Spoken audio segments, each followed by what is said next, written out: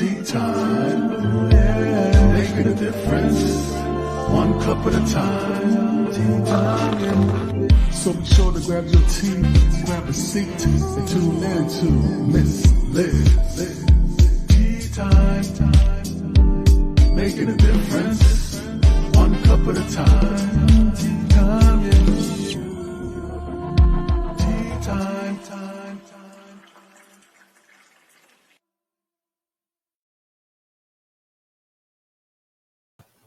Welcome, welcome, welcome. It is tea time. Miss Liz is in the house. That's right. And this afternoon, I have an incredible man in the studio with me who will be sharing on the long walk home.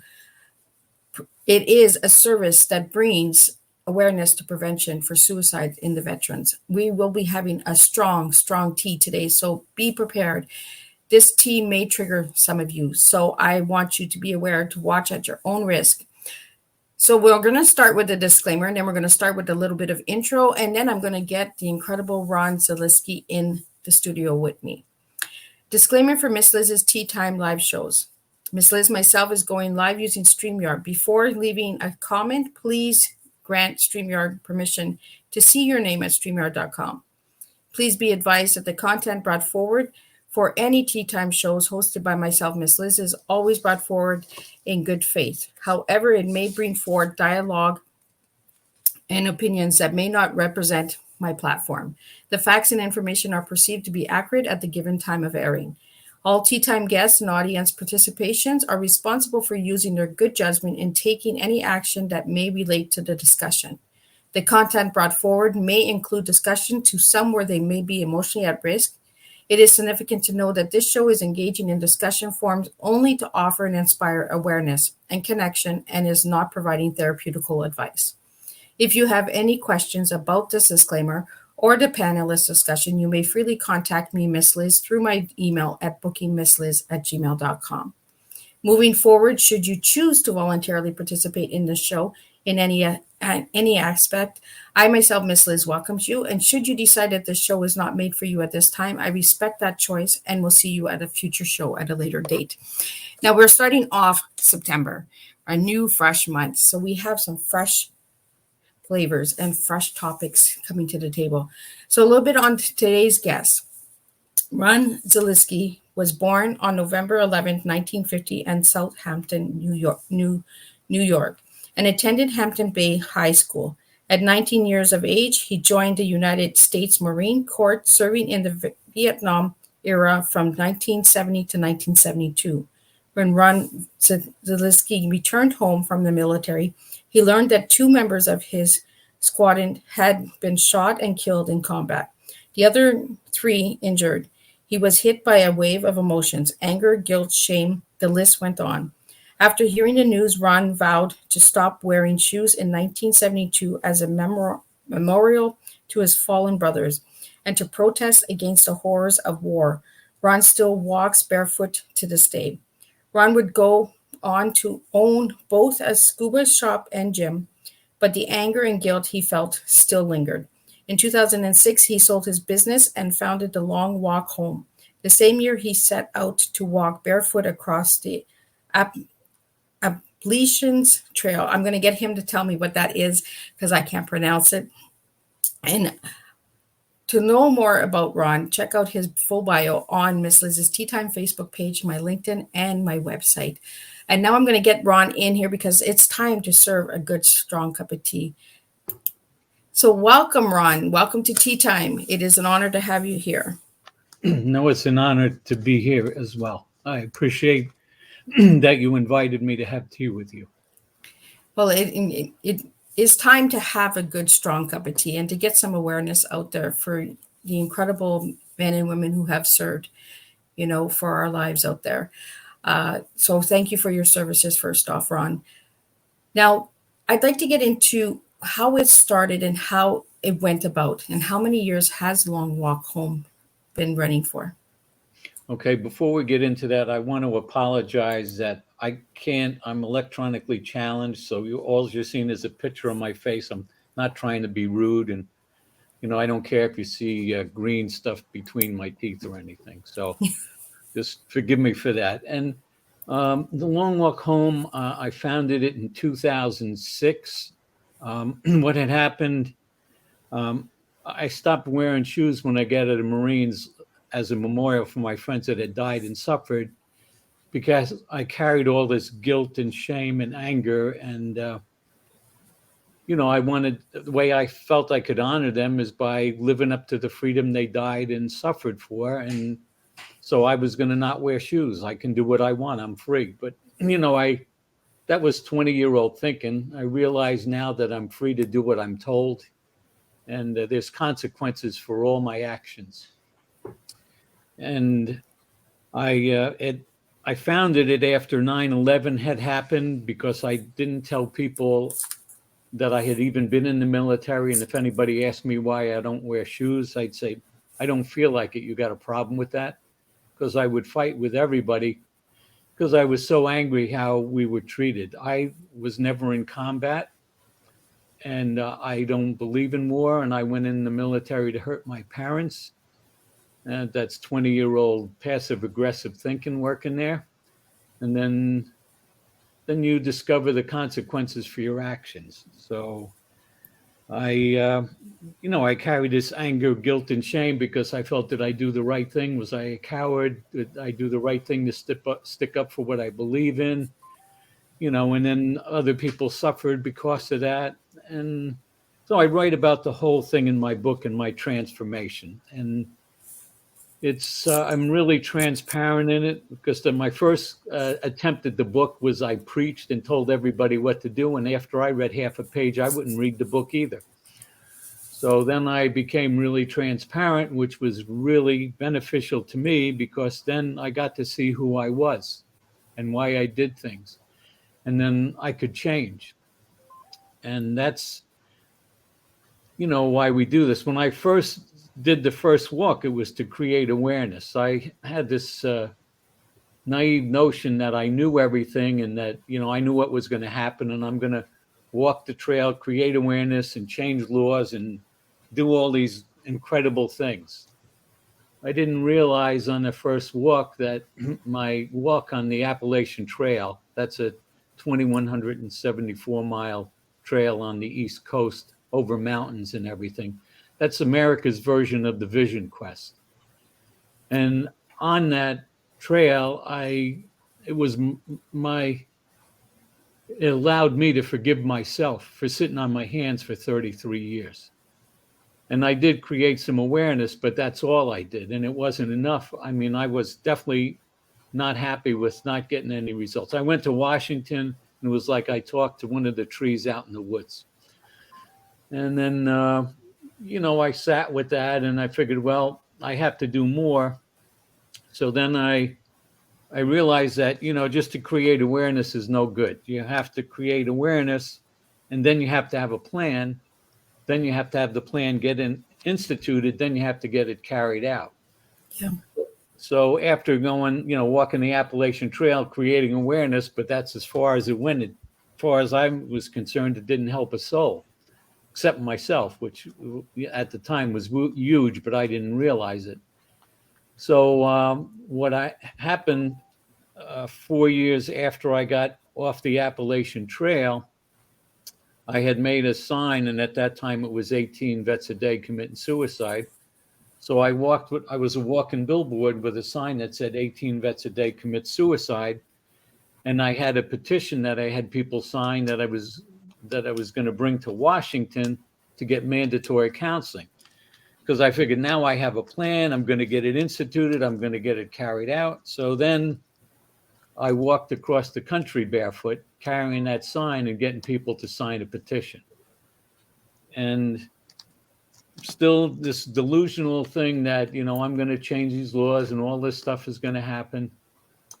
And I, got 10,000 signatures myself, another 10,000 online, plus, numerous radio spots, TV and newspaper spots, creating awareness for this. And I go to Washington figuring, now I'm going to tell them what to do, because I'm so brilliant. I know what to do. They haven't figured it out.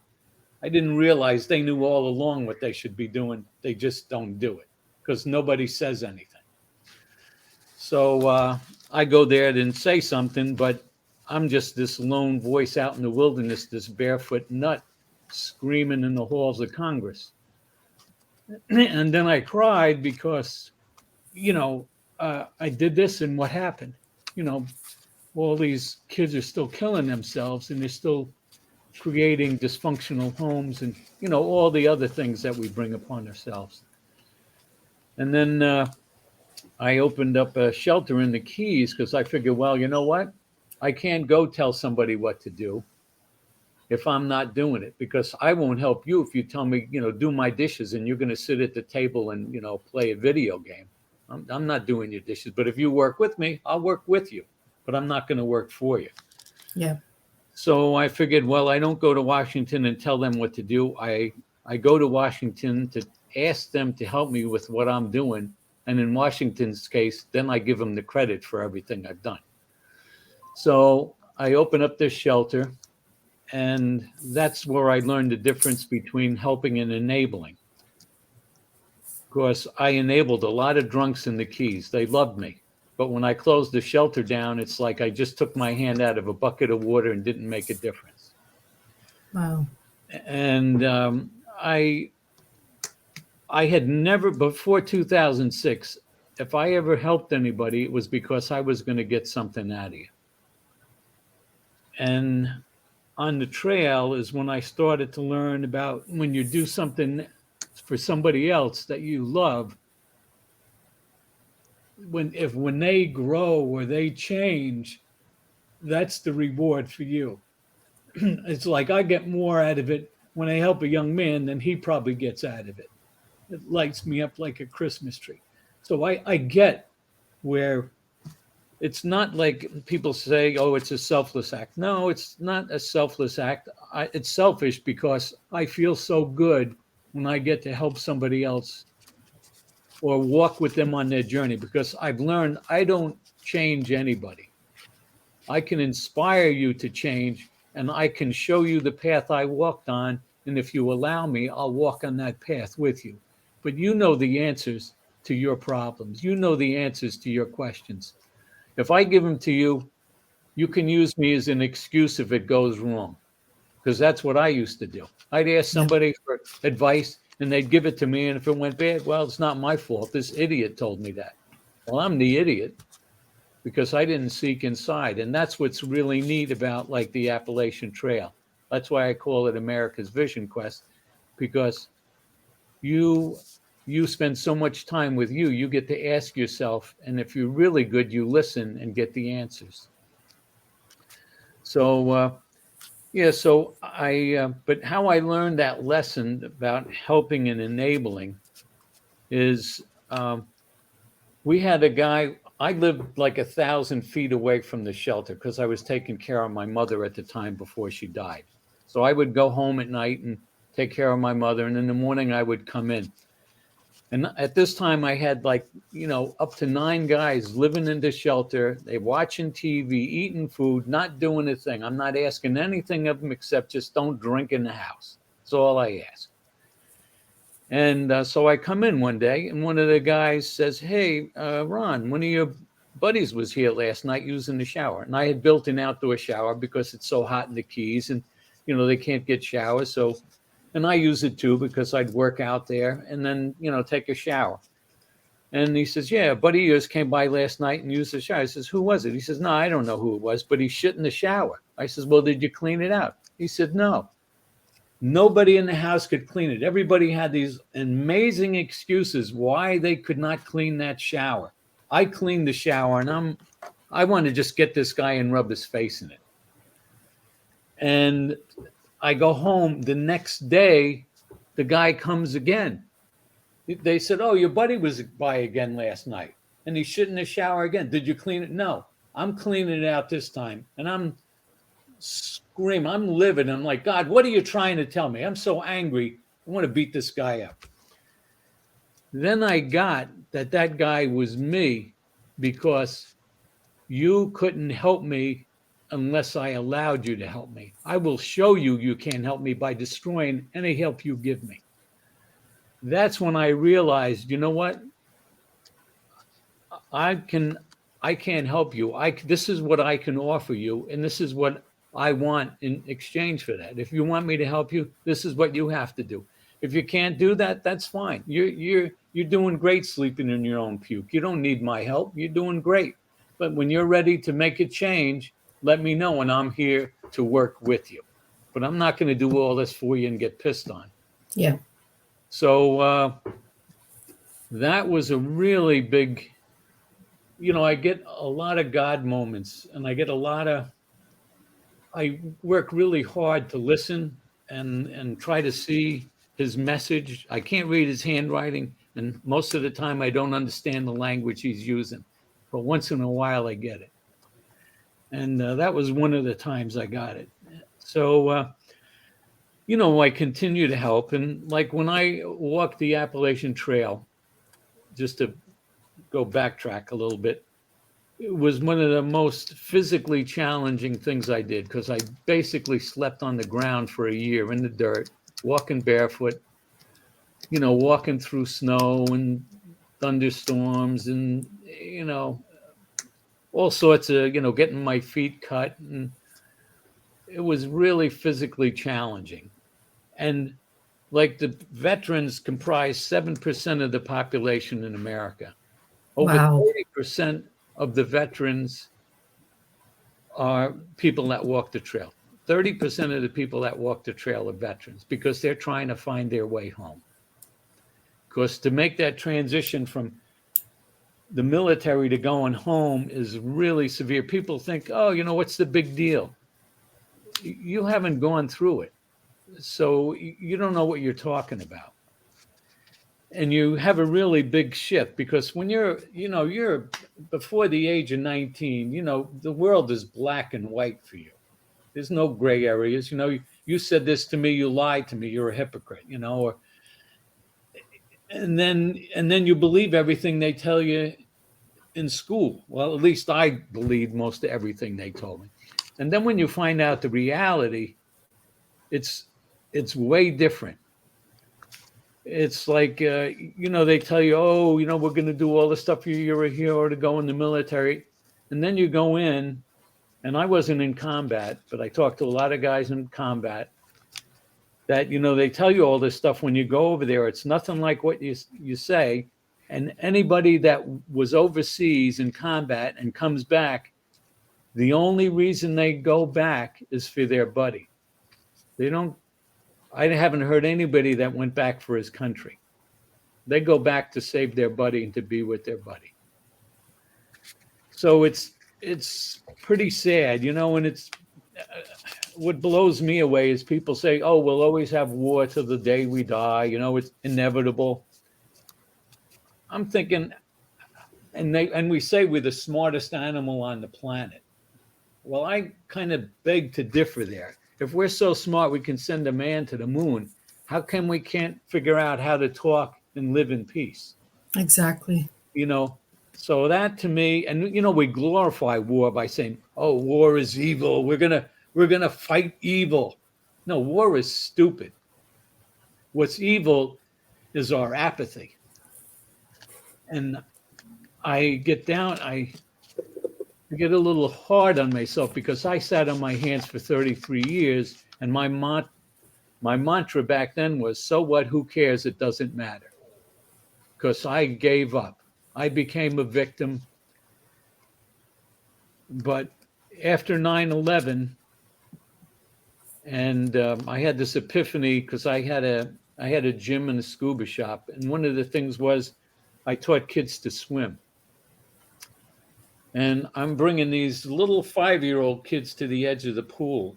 And this one 5-year-old looks up at me, dead in my eyes, and says, how come you don't wear shoes? It was like God hit me with a 2x4 and said, what are you doing? That was the first person I told in 33 years why I didn't wear shoes. Then I realized I'm the problem. I have allowed the war to go on because I have done nothing to stop it. I blamed everybody else, the churches, the politicians, everybody but myself. That day is the day I took responsibility, and that was the day I could make change that was the day I closed my place down and started to walk, because I could no longer live with myself realizing that it's up to me. I used to be of that mind where, oh, somebody's doing something to help them. I don't have to do anything because somebody else is doing something. No, I have to do something too. This is my planet. This is my country. This is my home. This is my town. How I show up in it makes a difference. How I show up in it, I used to be so arrogant, it doesn't matter what I do. That is so arrogant, because everything I do matters and has an impact. When I change, the world changes, because I'm part of the world. And to me, that's arrogant to believe that it doesn't matter what I do. So, that's why I do what I do. And that's why, these younger guys will listen to me, because I do my best not to be a hypocrite. If I'm going to, tell you to do something, or even throw out the option of, why don't you try this? I've already done it. So that I give you permission. Because if I tell you what to do and I haven't done it, I don't give you permission. If I smoke and tell you not to smoke, I'm not giving you permission, because what I'm really telling you is don't to smoke, because I'm smoking, but I'm telling you not to. Yeah. So I'm not giving you permission. I'm giving you permission to smoke. And then we say, oh, the kids are so rebellious. Can you blame them? If you don't walk the talk and you tell them what to do, hello? Why do you think we were called rebellious? Why, we did all of that stuff because, our parents, they don't know what they're talking about. They're a bunch of hypocrites. We didn't know there was gray matter in the world. But we also know when somebody says something and they don't live it, how can I listen to you? You may have the perfect advice, but if you're not living it, I can't hear you, because you're not really saying it. Yep. You're saying something else. So to me, that's really important. And the world will never change unless we start changing ourselves. So where did the long walk home come from? Like the name, is that something that the veterans use, Ron, or? No, but on my logo, there's a picture. I cry easy. So when I tell the story, that's okay. You're allowed to cry. You don't have to apologize for your feelings. I cry whether people let me or not, but I'm just letting you know, because on our logo, we have a picture of a man holding a little girl's hand. And when we come home, they think, oh, it's just that little short walk off of that airplane to home. Some of us visit home, but we never make it home, because we're not that person anymore, and we still live in the past. And we're never raised to kill. We're raised to be good people. Then we train somebody for 12 weeks to kill, to do the unspeakable, and then we don't allow them to speak about it. And then we look at them with fear and say, oh, thank you for your service.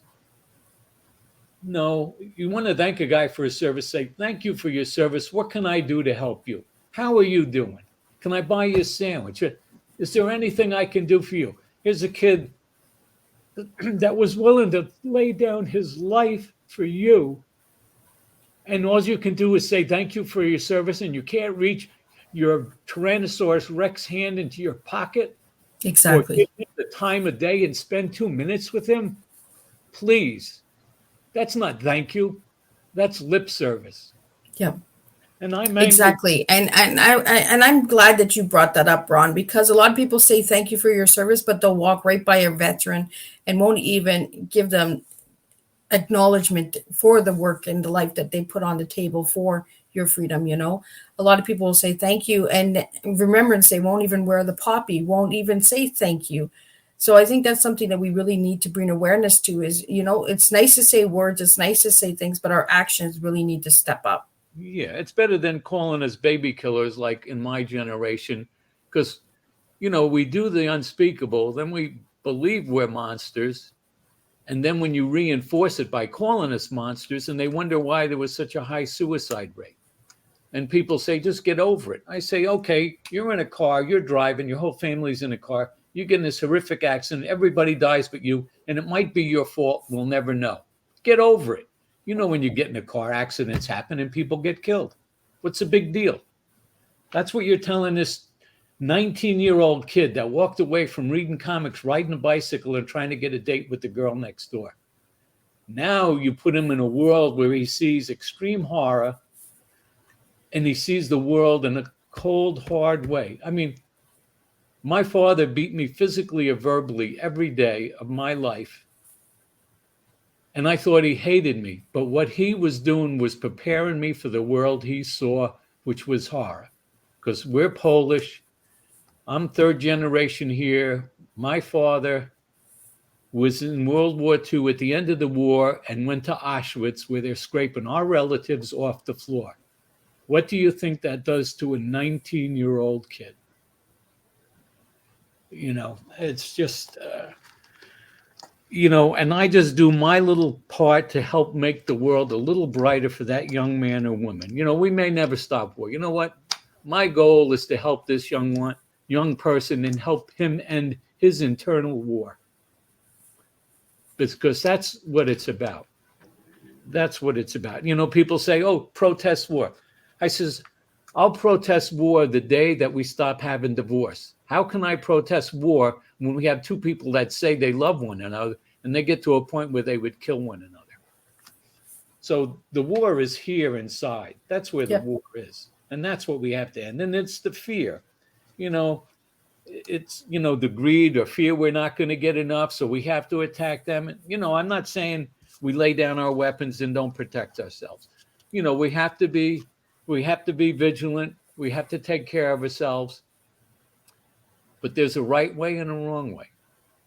You know, there's a way that's ethical, you know, to stop, to defend, you know, and I don't even get into that. I just know that the war that I had in my soul was horrendous. And I had contemplated suicide many times. But to me, that was given up. And I'm really Catholic, so if I killed myself, I'm going to hell anyway. So I'm going to gamble and see if I can beat that one. I mean, I've changed my views a little bit, but that's what we work to do. And we, you know, we used to do events, and we don't do as many events now because we really focus on the mentorship program. And the mentorship if you'd like to share a little bit about the mentorship program, because I do have a list here that you have on the website, and the website is posted here. So for the viewers that are watching, you can see the information there. For the audio, if you're listening to the audio, it is in the description, so you can find Ron and all the incredible work he's doing. But yeah, Ron, if you'd like to share about the mentorship program.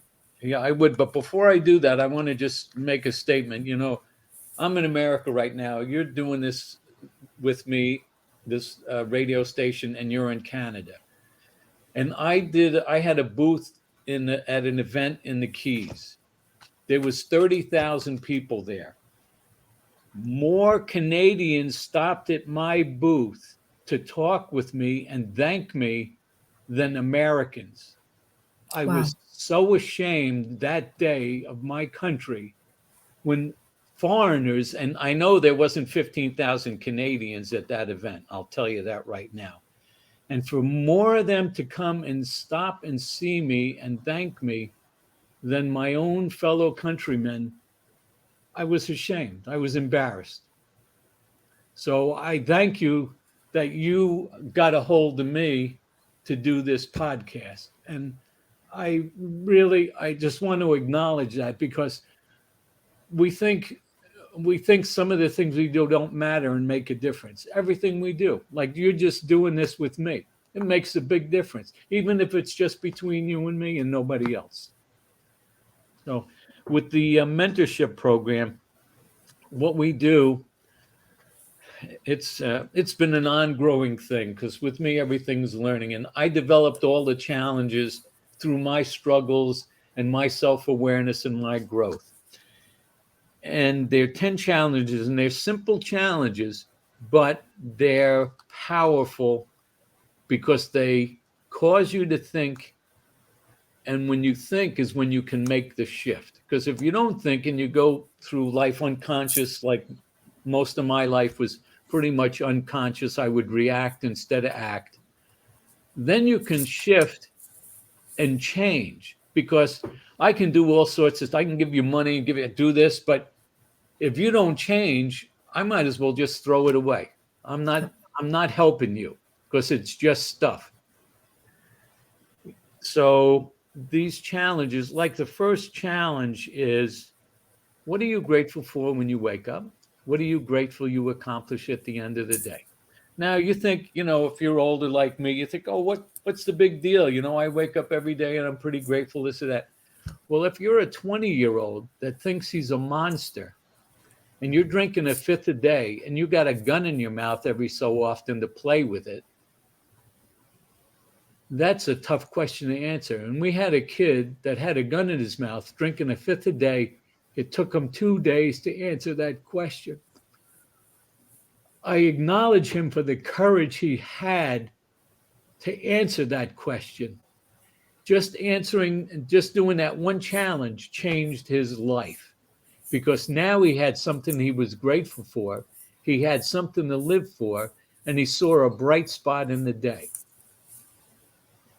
So that's what all of those challenges are like that. I mean, I just a half an hour before this program, an hour before this program, a guy came by, and he's my age, from the Vietnam era. He's a couple years older than me. He took the challenges. Every time I see him, he thanks me and tells me how much it's done and how much his wife is like, can't believe the transformation in him, because he never took the time to look at these things and think about them and shift. This guy, he is so grateful.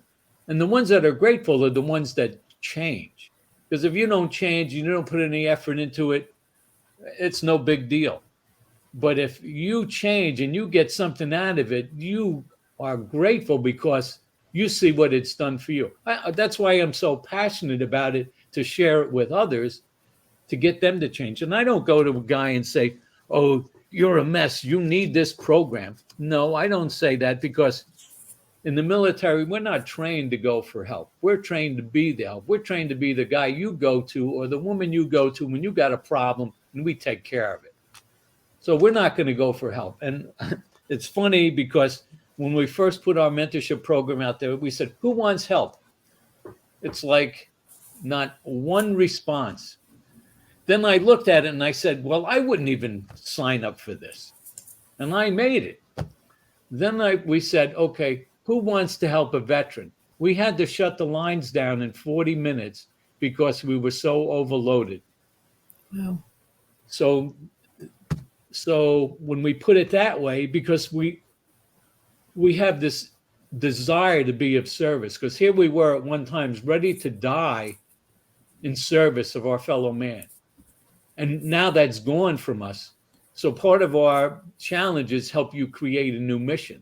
And part of it is when you sign up, now you're already ready to make that a new mission to help your fellow man. And then you can't become a mentor until you take all the challenges. Because I won't let somebody take you through the challenges unless they've done it. Because how could I take you through something I've never been? Can't Exactly. And I say that all the time to everyone I've had on Teatime. The best way to help anyone is if you live it. If you don't live it, how dare you speak of it? Yeah. No, I've caught myself being, when I was really arrogant. I'm still a little arrogant, nowhere near what I used to be. I'm the smartest guy in the room and the handsomest and all this and that, and yeah. I forgot where I was going, because But like I did say before the show started, Yeah. your picture, it's an awesome picture of you, Ron. Yeah, thanks. Yeah. But yeah, to live it instead of just think you are, and to do it, to be it, to be in it. And, I used to fight a lot, and then I had a gym, and the guy that ran the dojo was the matchmaker for Ultimate Fighting. The scariest fighters were the ones that were fearless. And they were fearless because they were so bad you were no threat to them. And when you can become that confident and that humble, because people that are brag and boast and think they're this and that, they're afraid. I was afraid that I was stupid and ugly and all this. That's why, I'm the brightest bulb. No.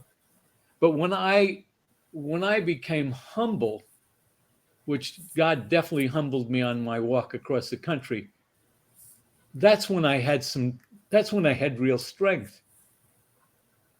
Because, I know my place. You know what?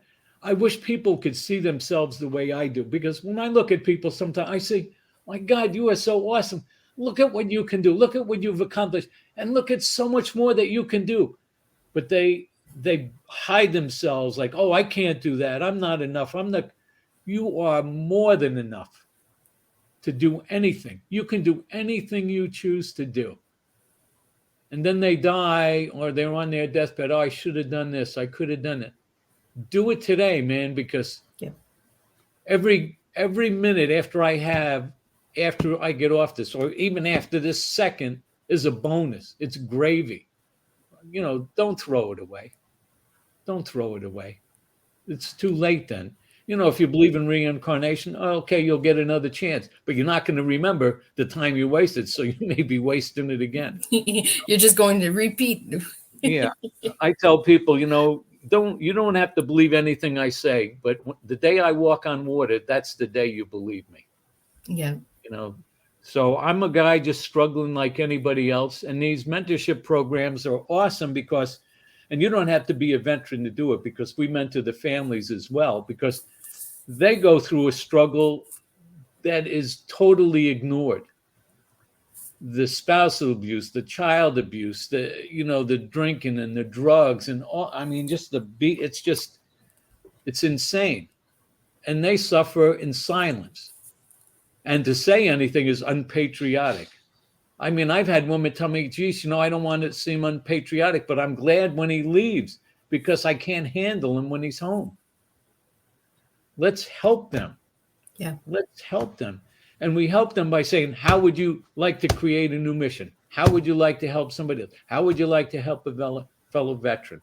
What we're starting to do, we're doing a pilot program next week where we're going to do the mentorship program in the woods, where we're going on the Appalachian Trail and we're going to walk for 2 to 3 days and do the whole program in the woods. Because we do it on Zoom, and the problem with Zoom is you have to do some of these challenges. If you haven't done most of the challenges before you get on the Zoom, you have a million excuses why you can't finish some of the challenges, because there's a little homework. It's not much. You can do all the challenges in 2 days, but people drag it out forever and don't, well, it's no big deal. Oh, yeah, I get it. No, you haven't lived it yet. Yeah. Oh, I watched the video of, combat. Oh, I get it. No, you don't. So I'm really excited about this, because it'll make the dropout rate 0, because the way I look at it, if you go out in the woods with me, you're not coming back until you finish the challenges. There you go. So you'll wake up in the morning and you'll be the only guy left out there in the woods.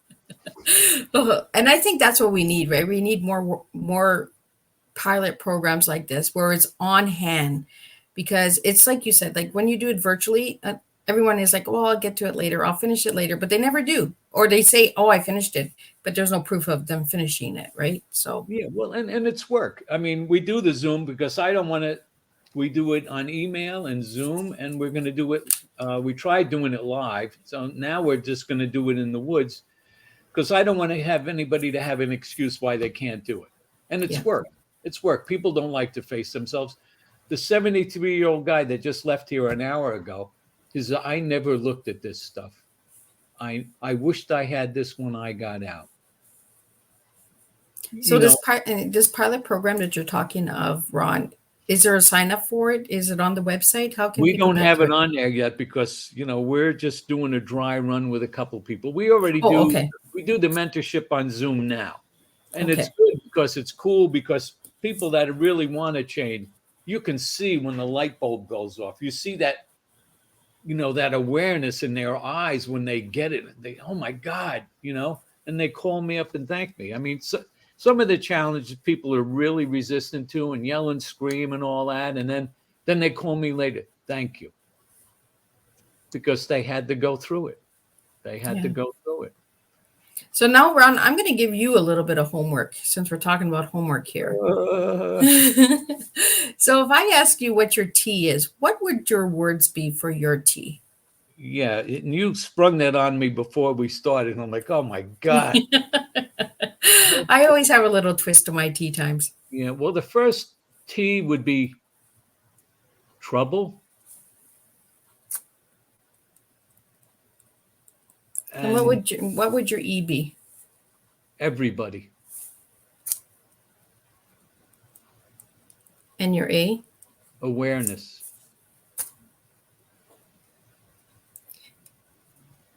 You just served this really strong T of yourself. Because the T is within us, right, Ron? It's the travels that we've gone through, the past, the present, and the future.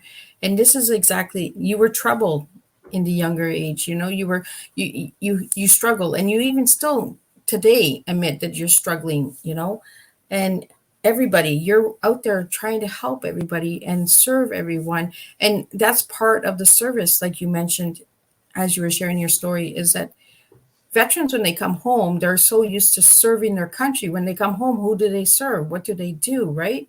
Yeah. And the awareness of the future, that you're going to make a difference, Ron, and you are making a difference. And awareness is very deeply important.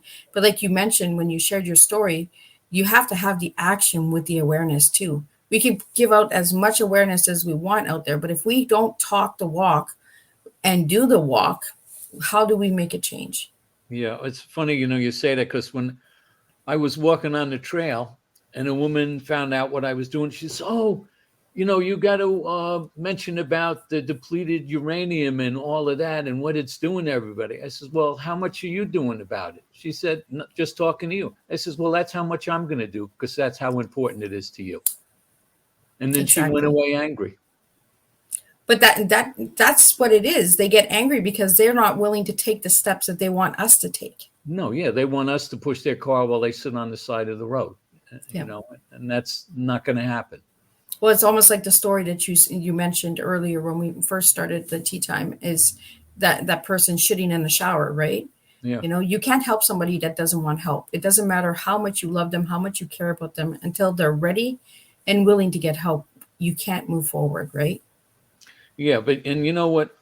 I have another neat story about that. I met him.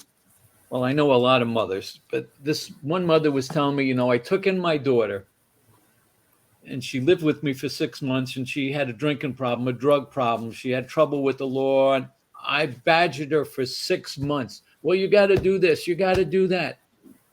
And then she decided, you know what? I've been trying to get her to change for me. I can't change anybody. I'm going to change for her. The day she did that was the first day she had a real conversation with her daughter. Wow. Because I can't change you. I can change myself. And you know what? When I used to be very judgmental and, I know why this guy did it for this reason and he's an a-hole. But then when I found out why they did it, I'm saying, oh my God, I would have done the same thing. Yeah. So I don't know where you are and what your path is and what you have to accomplish and why you do something. But to accept that we're all together in this, and it's easy for me to forgive people because I've done everything as bad or worse than you've done. So how can I not forgive you, unless I want to continue to punish myself, Well, that's it, right? The healing has to start with us. We can't heal, we can't fix anyone but ourselves. Once we start healing and fixing ourselves, then the surroundings around us actually do change. Yep. So any words out there for the veterans that are listening now and that will watch the replay later, Ron? What message do you have for the veterans out there about the long walk home? Well, what I would like them to do is, take a look at us online, become a mentor, buy my book, that would be nice. But It took me 14 years to write the book. Not only am I Polish, I'm slow and a Marine. So that, that amplifies that. But I wasn't done with the book. And every time I would rewrite the book, I would find out why I did something or that I'm lying. And then to find the truth of why I did things and my transformation. I wrote it so that people would understand veterans, and maybe a veteran might see himself through my eyes and make a shift.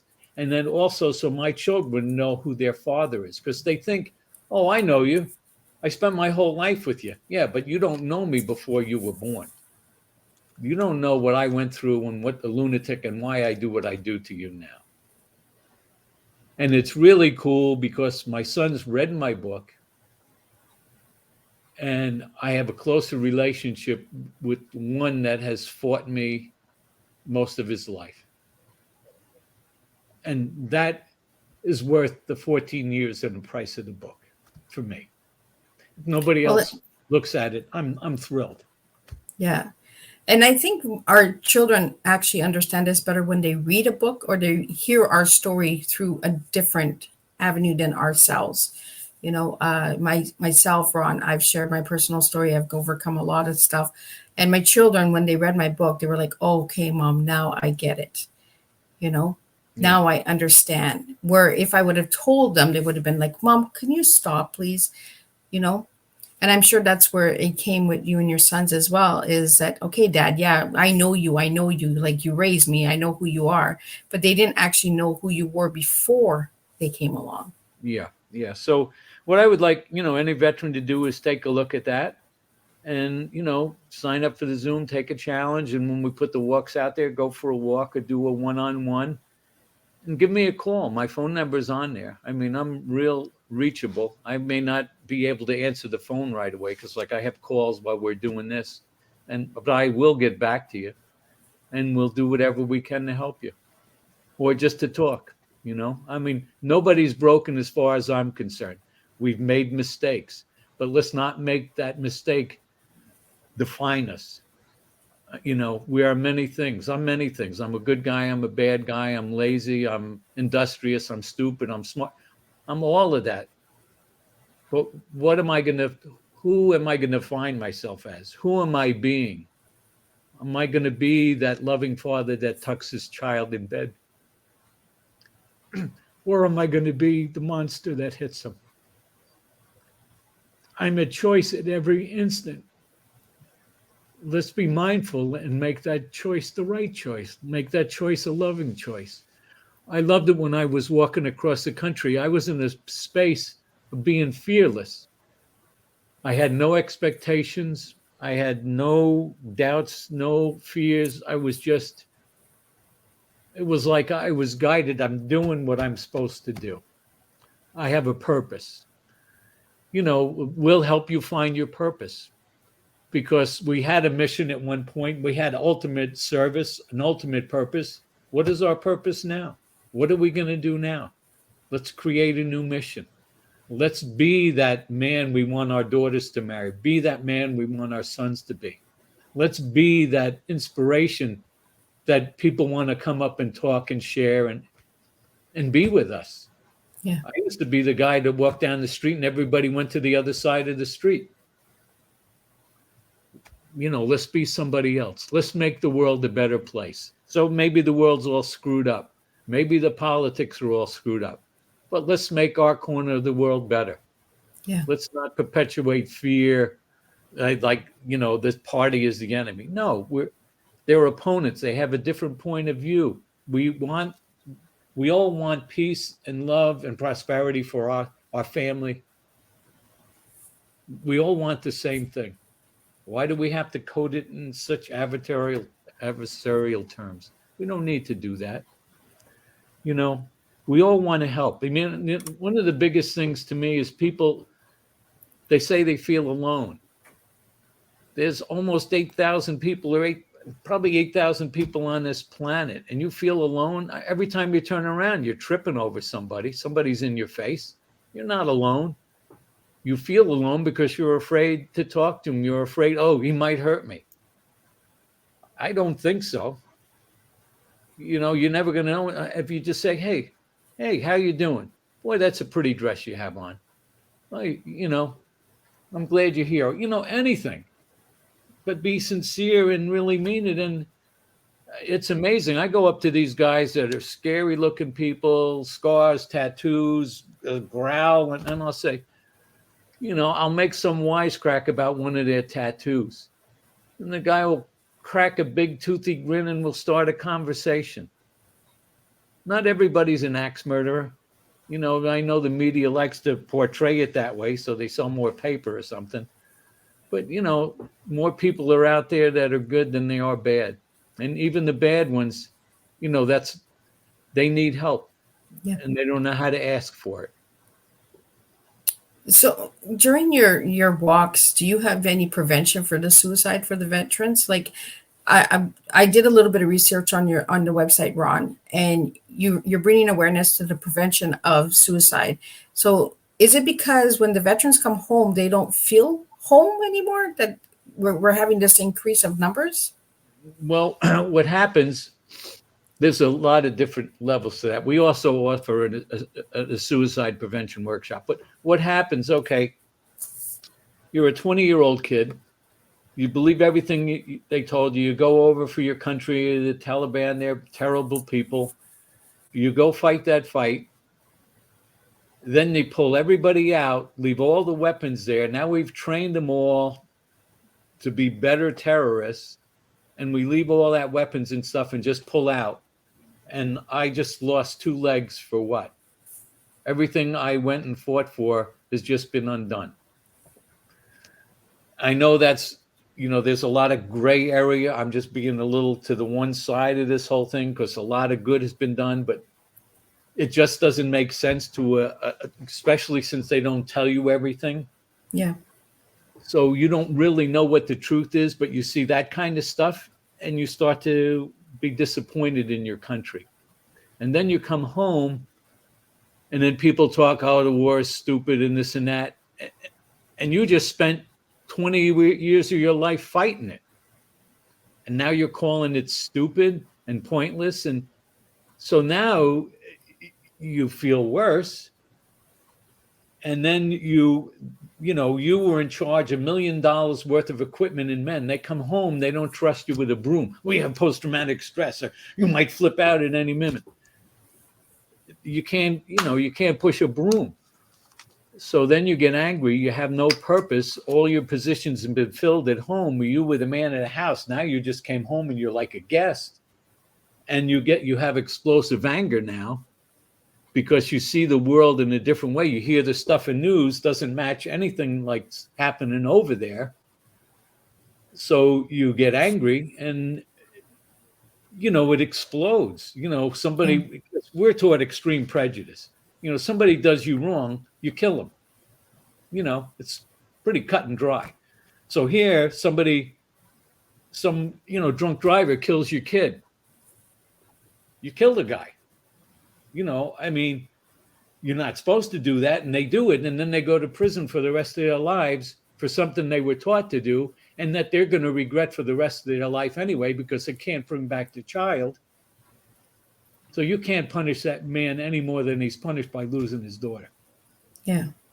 So, so they're angry, and so it's hard for somebody, because the mantra I heard every day when I walked across the country with my sign, every day a mother would pull off the side of the road, get out of the car, tell me it's my fault. He told me I didn't believe him. I should have known it's my fault. Hold me like I was that child and cry. I cried every day for 10 and a half months. Because these mothers blame themselves, the fathers, the sisters, they all blame themselves because they thought they knew who that person was. They were in denial that he changed. Oh, he's the same kid that was reading comic books just last year, 6 months ago. That's the same kid. No, it's not. He's seen horrors that he doesn't want anybody to see. He's done things that hopes nobody ever does. And he has trouble realizing, either compartmentalize or making it right or justifying for it or just living with it. And, the way I look at it for me is I made mistakes. I can correct the mistake. But if I've sinned and done a horrible thing, there is no hope for that. Yeah. There is no hope. So we made mistakes. We can correct those mistakes. We can shift what we learned for something positive. I don't want to be judgmental, because when I judge myself. And it's tough because, it's easy to say things and rationalize it, but your emotions have nothing to do with reality and logic. You feel these terrible things and you keep dwelling on them. So that's why we make these shifts, because if you start to shift, you can start to see it different, and then and forgive yourself. And I mean, that's the big thing, because a lot of guys, I remember guys yelling at me, I didn't do anything wrong. I don't have to forgive myself. Why are you so angry? Look, I was angry because I didn't want to admit I was angry. I didn't want to admit I was afraid. It takes courage to say, you know what? You're right. I'm afraid. I made a mistake. I believed a lie. I can fix that. I can do something better. We're still alive. We still have a chance to do something better for the next person, so the next person doesn't have to do that. Or we can help them when they get out to say it's okay. It's okay. You're going to get through this. I got 40-year-old guys come to me and say, am I going to be okay? You're going to be okay, but it's going to take time. It's going to take time, and you got to look in it. I'm not saying relive these horrors, because some of these people, rewrite and don't do that. We did this. That's the past. What are we going to do today? We know what triggers us. The sight of a child triggers us because of what we seen happen to a child or what we did to a child. Okay, that triggers us, but we'll be mindful of it. Okay, that was then. This is now. What am I going to do now? Not to ever do this again. Yeah. It's a tough thing. I'm no therapist. I'm just a guy that's been through the ringer, both directions, several times. And I know what worked for me. And I've taken that walk. And in the mentorship program, if you allow me, I'll walk with you on the path I've walked. And I'm there for. Well, I want to really thank you, Ron, because with your mission, I've looked over the mission and I've seen the incredible work that you've done and the steps that you've taken, and I think you give a real strong message to the viewers and listeners out there. We need to start walking the talk. Talking without walking is not doing anything. It's not changing anything. We need that shift where we actually walk the talk. So I really want to thank you for joining me today on Teatime and sharing your story. And we're not done. We're going to have you back, Ron, because we need to hear more stories like this, and we need to know more of these missions and bring the walk to the talk. Because I think it's really strong and important to get that message out there. This is an awareness show, but I want to do more with your mission than just having you here for awareness. I want people to listen to this podcast, listen to this show, and see how you can help.